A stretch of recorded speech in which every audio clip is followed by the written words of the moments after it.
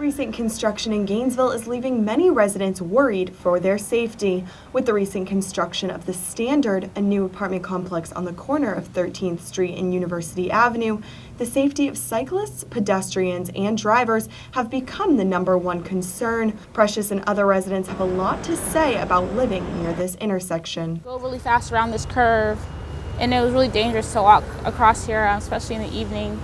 But now that this is open, but I honestly try and avoid this area altogether just because these businesses are down, so there's just like not as much traffic, so people feel like it's okay to just kind of go really fast here. So I try and avoid this area completely.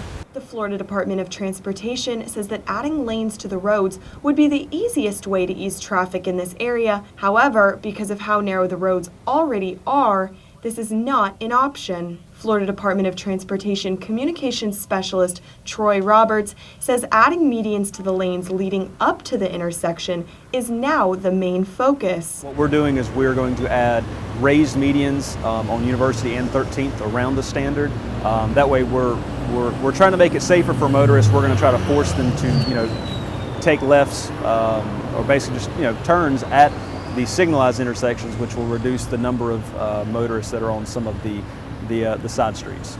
In terms of sidewalks, the FDOT has increased them by 1, 2, 3, 4, 5, 6 steps, as opposed to the traditional 4. This will give pedestrians room to go in and out of the shops without being too close to the road. But who's going to foot the bill for these modifications? According to the FDOT, the median modifications on the roadways will be the responsibility of Landmark, the Standard's developer.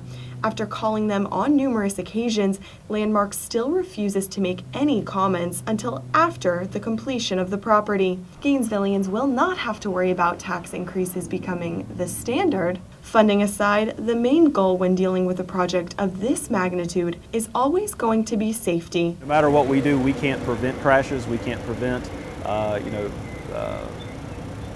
pedestrian fatalities, so a lot of that really falls back on the drivers, bicyclists and pedestrians, just to be more aware of their surroundings, especially with increased traffic this fall.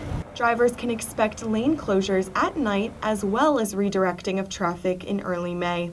Medians and other modifications are set to be complete by the end of the year. Sarah Loyler, WUFT News.